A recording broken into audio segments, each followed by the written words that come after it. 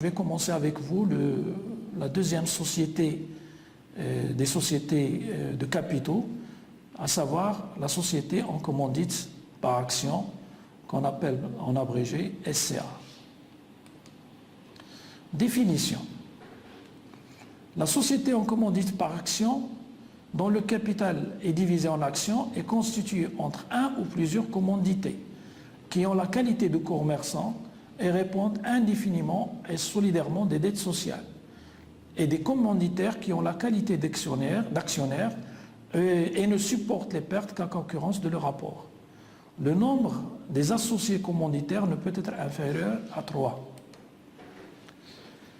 Pour ce qui est de la constitution de cette société, le nombre minimum des actionnaires, ce nombre ne peut être inférieur à 4, puisque la loi exige la présence d'au moins un commandité et 3 commanditaires. Le capital social, pas de capital social minimum exigé, ni de maximum. Le capital est divisé en actions entre commandité et commanditaire. Pour ce qui est de la dénomination sociale, la société en commandite par action est désignée par une dénomination où le nom d'un ou de plusieurs associés commandités peut être incorporé et qui doit être précédé ou suivi immédiatement de la mention « société en commandite par action ». Le fonctionnement de la société en commandite par action. 3 catégories d'organes jouent un rôle dans le fonctionnement de la SCA. Il y a d'abord des organes de gestion, ce sont les gérants, des organes de surveillance et de contrôle, c'est le conseil de surveillance, et des organes de délibération, ce sont les assemblées d'actionnaires. Pour ce qui est des organes de gestion, c'est-à-dire les gérants, le ou les premiers gérants sont désignés par les statuts. Ils accomplissent les formalités de constitution dont sont chargés les fondateurs des sociétés anonymes. Au cours de l'exercice de la société, sauf clause contraire des statuts, le ou les gérants sont désignés par l'Assemblée générale ordinaire des actionnaires avec l'accord de tous les associés commandités. Quels sont les pouvoirs des gérants? Le gérant est investi des pouvoirs les plus étendus pour agir en toutes circonstances au nom de la société.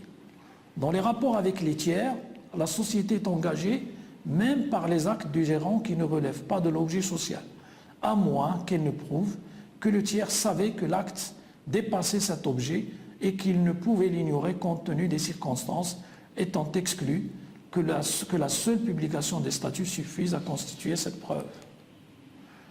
Les clauses statutaires limitant les pouvoirs des gérants sont inopposables aux tiers.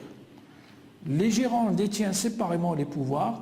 L'opposition formée par un gérant aux actes d'un autre gérant est sans effet à l'égard des tiers, à moins qu'il ne soit établi qu'ils en ont eu connaissance.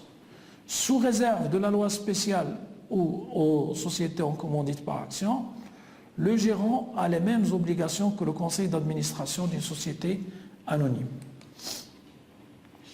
Pour ce qui est des actions de garantie, les dispositions de la loi numéro 1795 sur les sociétés anonymes relatives aux actions de garantie et à la responsabilité des fondateurs sont applicables aux gérants de la société en commandite par action et aux membres de son conseil de surveillance.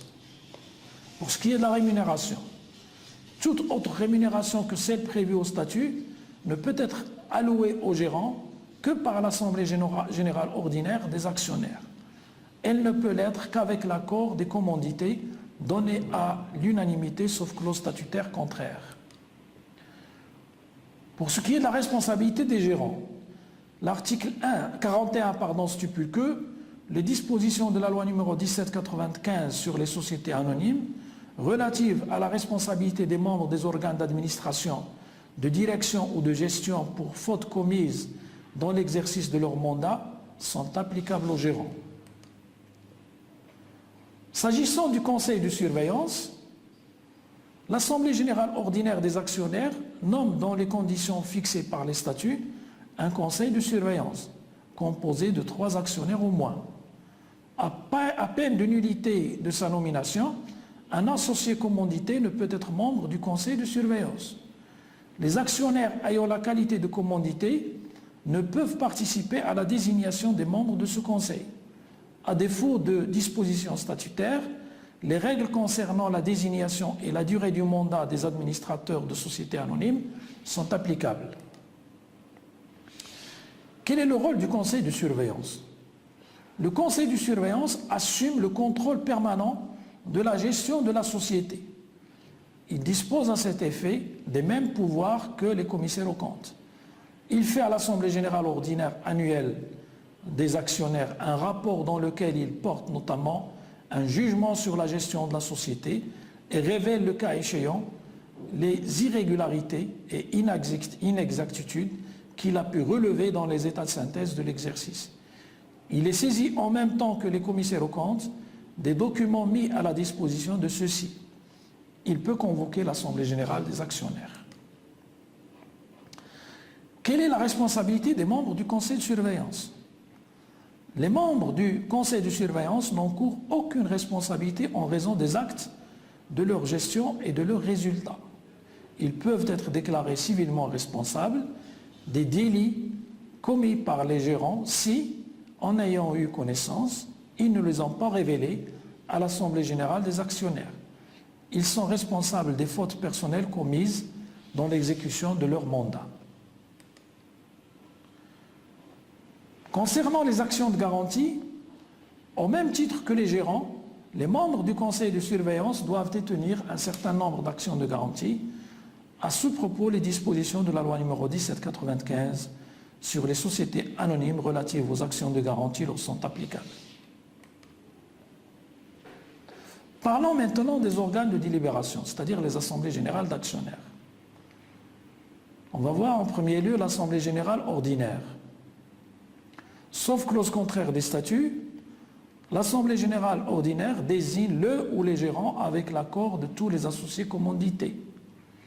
L'assemblée générale ordinaire nomme dans les conditions fixées par les statuts un conseil de surveillance composé de 3 actionnaires au moins. Elle désigne un ou plusieurs commissaires aux comptes. Elle fixe la rémunération les rémunérations autres que celles prévues au statut allouées aux gérants. Elle reçoit un rapport du conseil de surveillance dans lequel est porté notamment un jugement sur la gestion de la société. L'assemblée générale ordinaire peut être convoquée soit par les gérants, ou le conseil de surveillance, ou les commissaires aux comptes. En ce qui concerne l'assemblée générale extraordinaire, l'AGE, le seul article qui traite des assemblées générales extraordinaires, c'est l'article 43 qui dispose que la transformation de la société en commandite par action en société anonyme ou en société à responsabilité limitée est décidée par l'assemblée générale extraordinaire des actionnaires avec l'accord des 2/3 des associés commandités, à moins que les statuts ne fixent un autre quorum.